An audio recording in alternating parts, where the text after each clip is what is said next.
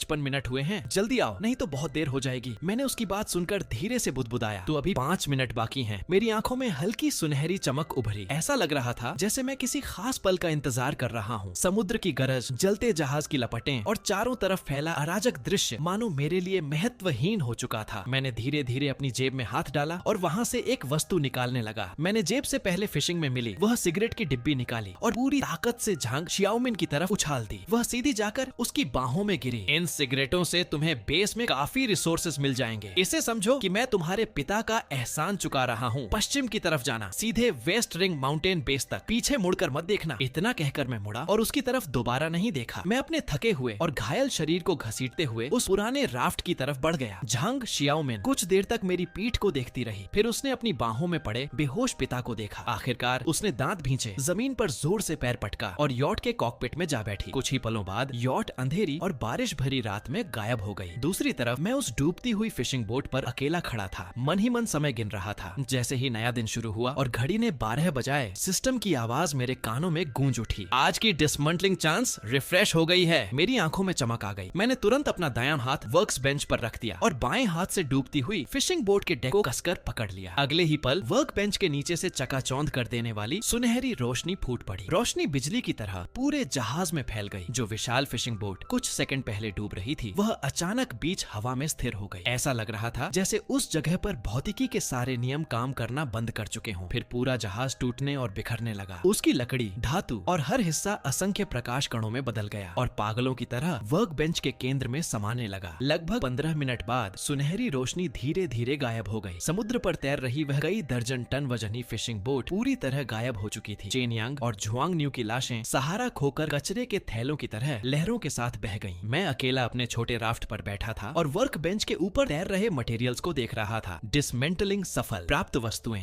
20 common grade anti corrosion wood planks, 10 common grade construction iron plates, 5 common grade reinforced glass panels, 2 fine grade copper core coils, 50 litre fine grade diesel fuel, 1 damaged fishing boat diesel engine repairable. इन rewards को देखकर मैं थोड़ा निराश हो गया। इतनी बड़ी बोट और सिर्फ इतना सामान, लेकिन सिस्टम ने तुरंत स्पष्टीकरण दिया कि वर्क बेंच अभी लो लेवल था, इसलिए अधिकांश मटेरियल्स रिफाइन होकर सीमित मात्रा में निकले थे। मैंने बिना देर किए सारे मटेरियल्स स्पेस रिंग में डाल दिए। अब मेरी मेंटल पावर 7 पॉइंट्स तक पहुंच चुकी थी, जिससे स्टोरेज स्पेस भी बढ़कर 7 क्यूबिक मीटर हो गया था। तभी वर्क बेंच एक बार फिर कंपन करने लगा। सामग्री जांच पूरी। वर्तमान व्हीकल अपग्रेड कोर की आवश्यकताएं पूरी हो चुकी हैं। आपका वर्तमान व्हीकल लेवल एक सर्वाइवल बोट में अपग्रेड किया जा सकता है। क्या अपग्रेड शुरू किया जाए? तेज बुखार के कारण मेरा सिर फट रहा था और नजर धुंधली हो रही थी। मैंने तुरंत हाँ चुन लिया। अगले ही पल स्पेस रिंग के अंदर रखे सारे मटेरियल्स अपने आप बाहर उड़ने लगे और मेरे राफ्ट में समा गए। पूरा राफ्ट बदलने लगा। लकड़ी और लोहे का मिश्रण बनते हुए वह एक मजबूत सर्वाइवल बोट में बदल गया। आधा लकड़ी और आधा इस्पात से बनी उसकी बनावट बेहद दमदार लग रही थी। दूर से देखने पर वह किसी छोटे जल आधारित आर्मर्ड व्हीकल जैसी दिख रही थी। मैं उत्साह से तुरंत उसके कॉकपिट में घुस गया। जैसे ही दरवाजा बंद हुआ, बाहर की बारिश और समुद्र की गर्जना लगभग गायब हो गई। अंदर का माहौल शांत, सूखा और सुरक्षित था। कैबिन भले ही साधारण था, लेकिन इस प्रलय में वह किसी महल से कम नहीं था। मैं अपनी इस छोटी सी दुनिया को देखता रहा। 2 जन्मों की यादें मेरे दिमाग में घूमने लगी। गर्म और सुरक्षित कैबिन के अंदर मैंने अपने शरीर को सिकोड़ लिया। थकान और बुखार धीरे धीरे हावी होने लगे और मेरी चेतना गहरी नींद में डूब गई। अगली सुबह जब मैं जागा तो कॉकपिट का दरवाजा खोलकर बाहर आया। ठंडी हवा चेहरे से टकराई। मैंने सूखे होठों पर जीभ फेरी और तभी पेट से जोरदार गुड़गुड़ाहट की आवाज निकली। भूख अब साफ महसूस हो रही थी। लगता है अब फिर से फिशिंग रॉड चलाने का समय आ गया था। मुझे उम्मीद थी कि इस बार कम से कम खाने और पीने का इंतजाम हो जाएगा। उसी समय दूसरी तरफ फेंकजियांग युआन के आलीशान अपार्टमेंट कॉम्प्लेक्स में छू शिन झुंझलाकर अपना मोबाइल सोफे पर फेंक चुकी थी।